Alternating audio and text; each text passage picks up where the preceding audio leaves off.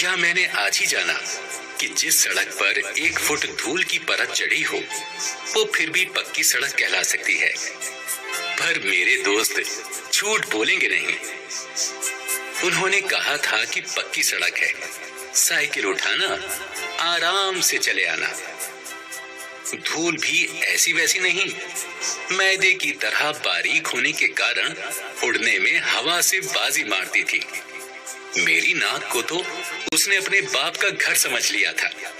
जितनी धूल इस समय मेरे बालों में और कपड़ों पर जमा हो गई थी, उतनी से ब्रह्मा नाम का कुम्हार मेरे ही जैसा एक और मिट्टी का पुतला गढ़ देता। 5 मील का रास्ता मेरे लिए सहारा रेगिस्तान हो गया। मेरी साइकिल पग पग पर धूल में फंसकर खुद भी धूल में मिल जाना चाहती थी। मैंने इतनी धूल फांक ली थी कि अपने फेफड़ों को इस समय बाहर निकाल कर रख देता तो देखने वाले समझते कि सीमेंट के बोरे हैं। खैर किसी तरह वह सड़क खत्म हुई और मैं एक लंबी पगडंडी तय करके उस बाग के फाटक पर पहुंचा, जिसमें आज मेरी मित्र मंडली के सुबह से ही आकर टिकने की बात थी। मैं बिल्कुल पस्त हो गया था।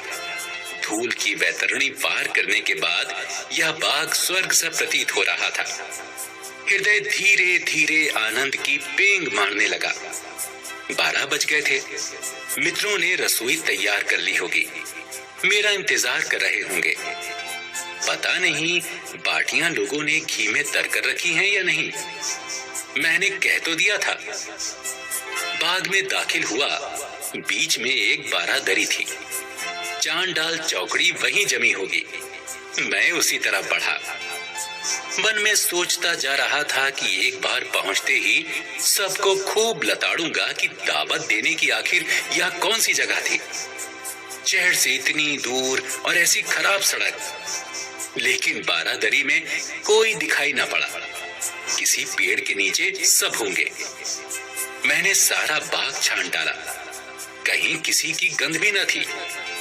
आखिर मामला क्या है? दूर एक माली कुछ काम करता दिखाई पड़ा।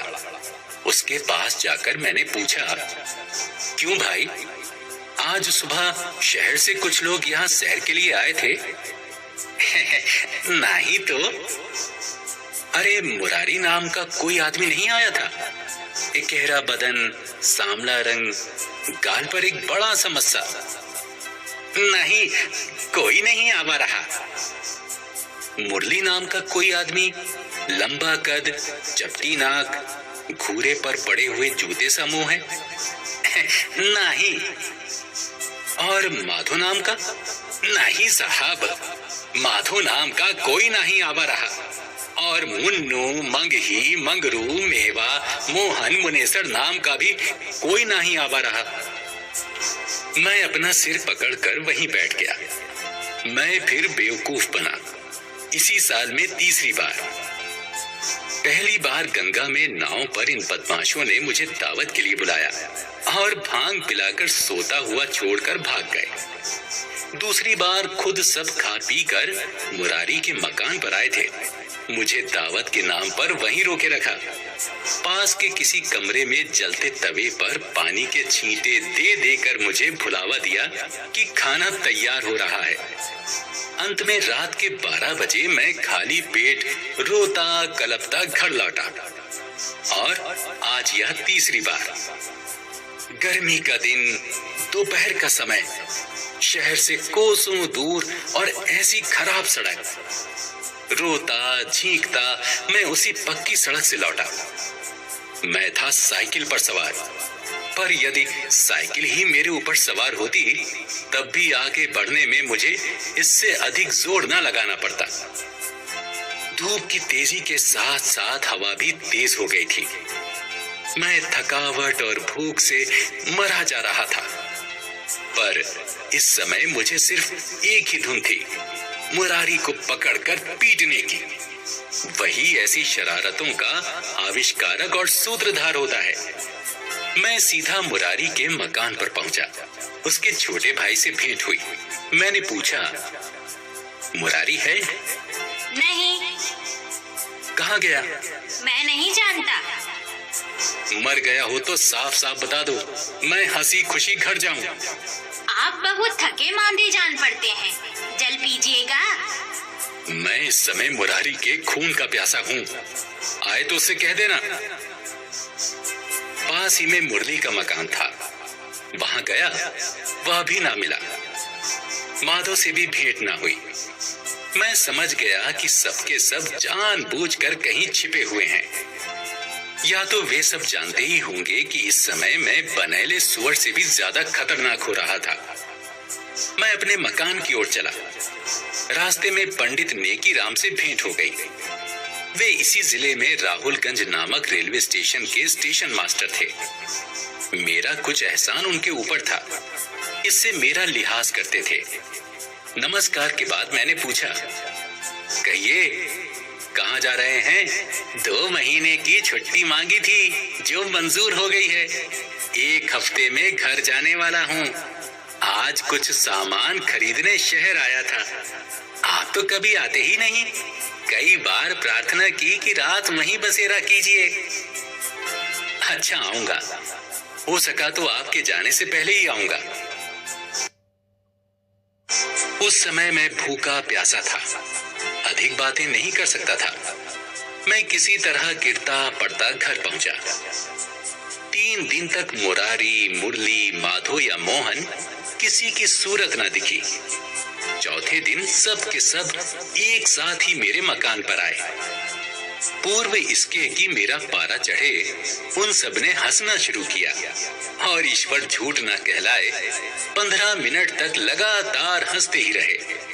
मैं खड़ा दांत पीसता रहा। मुरारी ने हंसते हुए कहा, देखो, जब तक तुम हम लोगों को एक दावत ना दोगे, तब तक हम लोग तुम्हें इसी तरह बेवकूफ बनाकर छकाया करेंगे। किसी तरह अपना गुस्सा पीते हुए मैंने कहा, अपने घर पर तो मैं तुम लोगों को दावत दे नहीं सकता। मेरी पत्नी तुम लोगों को समाज की तलछट समझती है। राहुलगंज चलोगे? छोटी लाइन से 3 स्टेशन है, बड़ा रमणीक स्थान है। वहां के स्टेशन मास्टर मेरे मित्र हैं, दावत का सारा प्रबंध कर रखेंगे। मेरी यह राय सबको पसंद आई। अगले दिन ही वहां चलने की पक्की ठहरी।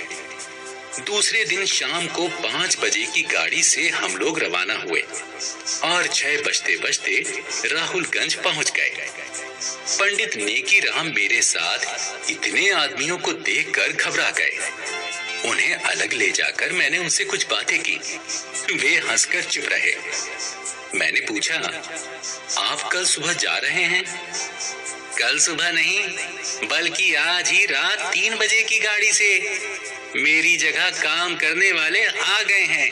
कल से मेरी छुट्टी शुरू होगी।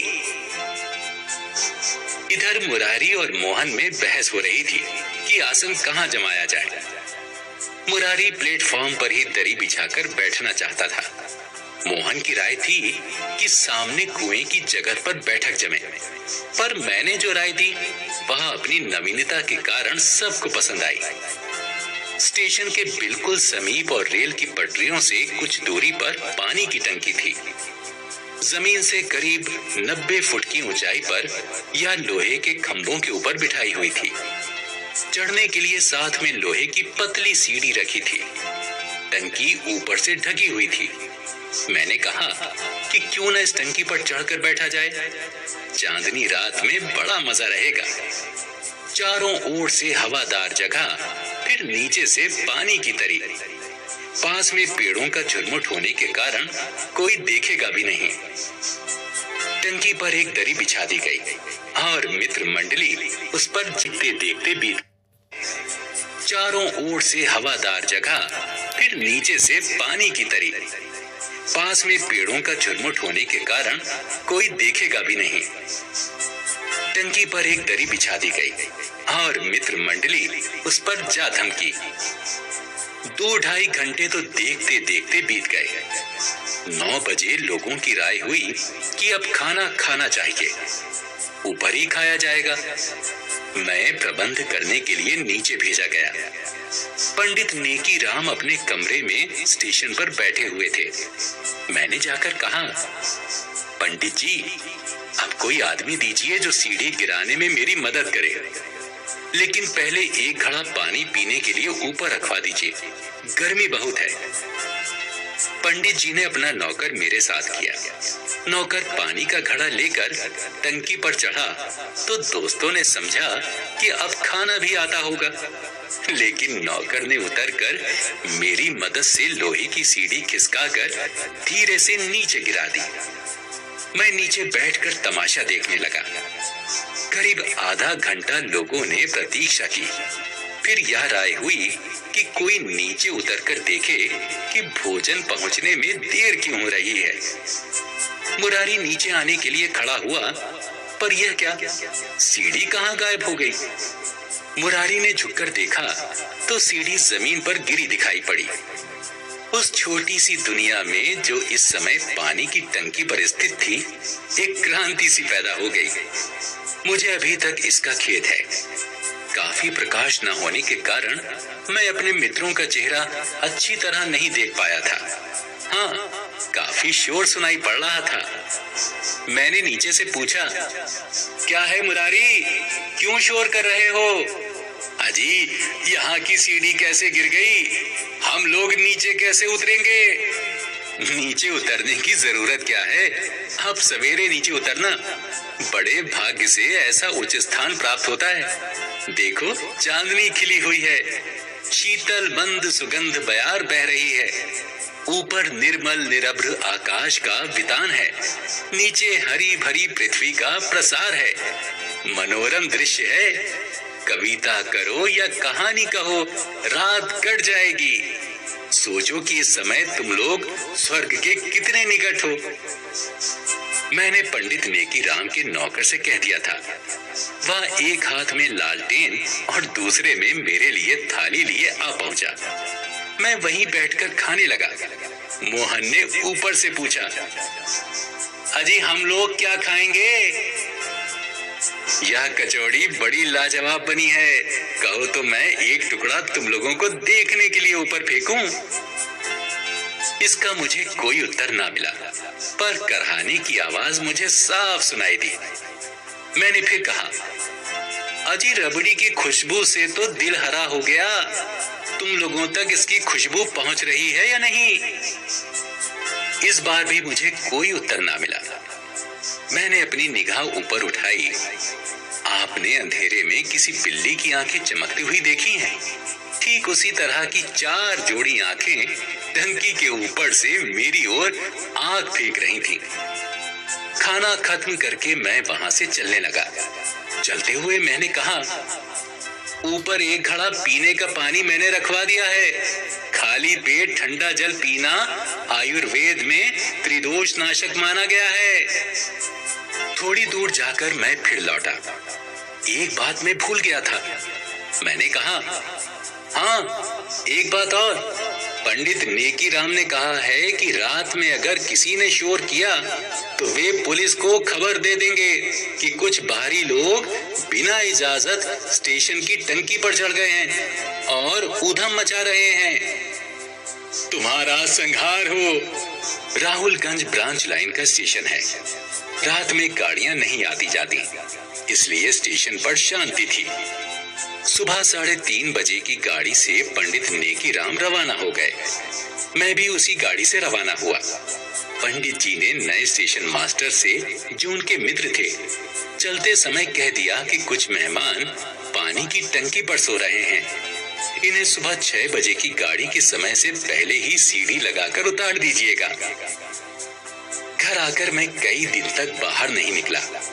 मुरारी वगैरह आते थे और हाथ मलकर लौट जाते थे, क्योंकि